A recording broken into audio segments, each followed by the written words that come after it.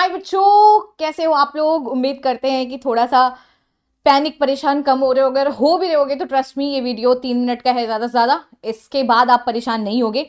तो सबसे पहले तो हम यहीं से शुरू करना चाहेंगे कि मेरी बहुत सारी ब्लेसिंग्स, बहुत सारा प्यार, बहुत सारा आशीर्वाद कि कल आपका एग्जाम बहुत अच्छा हो।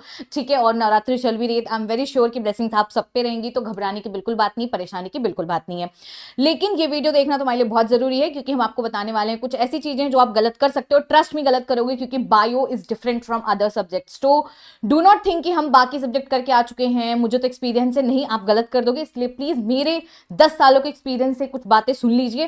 ठीक है, पहले एकदम बेसिक चीजें बता देते हैं, फिर तुमको हम कुछ चीट कोड्स बता देंगे that how you can boost your marks with the same knowledge. That is also I am going to help. लेकिन पहले एकदम ऑब्वियस सी बात कर लेते हैं, जो हाई चांसेस है कि आप में से बहुत सारे बच्चों को पता होगा, या फिर थ्रू आउट द ईयर मैंने ही बताया होगा। लेकिन फिर भी कभी कभी रिमाइंडर उन्हीं सेम चीजों का जरूरी होता है जो हमें ऑलरेडी पता होता है।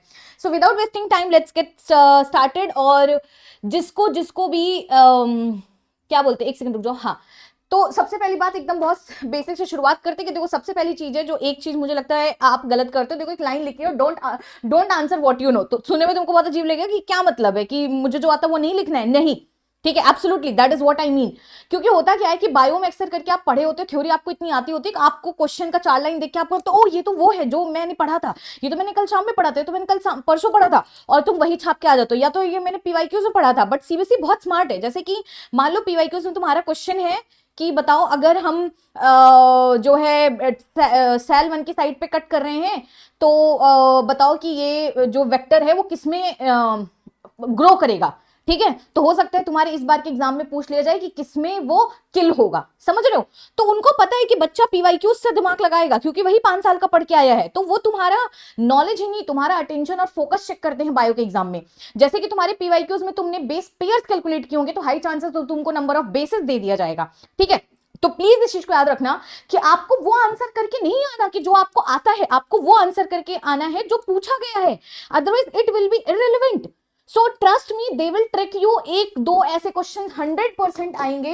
हर साल होता है कि जो आपके पीवाईक्यू से एग्जैक्ट लैंग्वेज कॉपी रहेगी, सिर्फ नॉट, इनकरेक्ट, ऐसे करके पूछे जाएंगे। तो ये एक कॉमन चीज है। और अगर आप ये गलती करते तो कमेंट सेक्शन में थैंक यू तुरंत के तुरंत लिख देना मुझे।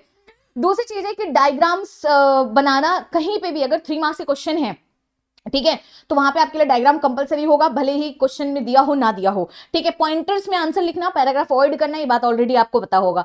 ठीक है, तीसरी बात, एक बहुत सिंपल सी चीज हम बोल रहे हैं कि आपको निगेटिव मार्किंग नहीं है, आपको छोड़ के नहीं आना है कोई भी पेपर, कोई भी जो है क्वेश्चन आपको नहीं आ रहा है उसका एग्जैक्ट आंसर, उससे रिलेटेड टॉपिक के एक्सप्लेन करके आओ, you will get marks, trust me.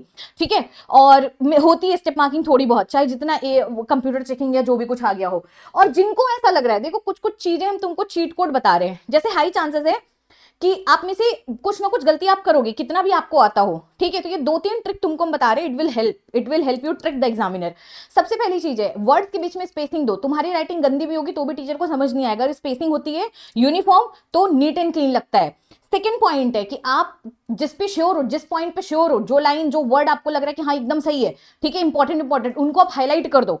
ठीक है, जब आप इंपॉर्टेंट पॉइंट्स को हाईलाइट कर देते हो, इंपॉर्टेंट वर्ड्स को हाईलाइट कर देते हो, तो टीचर पूरा पैराग्राफ नहीं पढ़ता है, सिर्फ पॉइंट्स देख के मार्क्स चला जाता है, तो आपकी मिस्टेक्स अवॉइड हो जाती हैं। ठीक है, इन 2 चीजों को एकदम ध्यान रखना। ठीक, और ट्रस्ट में इसको मार्क्स तुम्हें मिल जाएंगे। और एक बहुत इंपॉर्टेंट सी बात पे आ जाते हैं। बात क्या है कि नाउ दिस पॉइंट, और हाँ प्लीज खा पी के चले जाना, बट बहुत हैवी मत खाना, बहुत लाइट भी मत खाना। ठीक है, और अच्छे से पानी पी के जाना, रात भर जगने की जरूरत नहीं, आराम से नींद जरूर पूरी करना। अब आ जाते हैं, ये वाला जो पोर्शन हम नेक्स्ट बताने वाले हैं, this is only for girls. तो बॉयज इस पार्ट को स्किप कर सकते हैं। बहुत सिंपल सी चीज है कि गर्ल्स, अगर आपके पीरियड्स हो ना हो, आप चाहे एक पैड रख लो, या फिर आप यूज ही करके चले जाओ, क्योंकि आपकी जो डेट्स होंगी वो स्ट्रेस की वजह से, प्रेशर की वजह से ऊपर नीचे होती हैं, भले ही आपका जिंदगी में कभी ऊपर नीचे ना हुआ हो।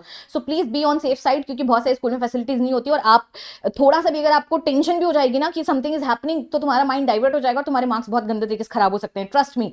सो इसको, इस इंपॉर्टेंट पॉइंट को याद रखो, और ये वीडियो शेयर करो अपने उन सारे फ्रेंड्स को जिनको ये बात तुम्हें याद दिलानी है। ठीक है, दूसरी इंपॉर्टेंट बात है कि जिसको भी एमसीक्यू अगर प्रैक्टिस करना है, तुम चले जाओ यूट्यूब के चैनल पे। ठीक है, ये देखो यहाँ पे मैंने बहुत सारे क्वेश्चंस प्रैक्टिस कराए हैं। कल सुबह 4 बजे हम रिवीजन कराएंगे, जिसमें हम एनसीईआरटी के जो भी इंपॉर्टेंट पॉइंटर्स जहां से क्वेश्चन रिपीट होंगे वो हम 1 घंटे के अंदर सारे कराने वाले हैं। ट्रस्ट मी, मेरे उस 1 घंटे के लेक्चर से बहुत ज्यादा मैच करेगा जितना कि किसी 7-8 घंटे के लेक्चर से मिलेगा। This is very important session.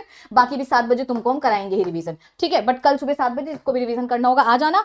That's it, और ऑल द वेरी बेस्ट बच्चों, बहुत बहुत बहुत सारी wishings and it was really nice तुम लोग के साथ जो सफर था। इसी के साथ ये लास्ट आई थिंक वीडियो होगी।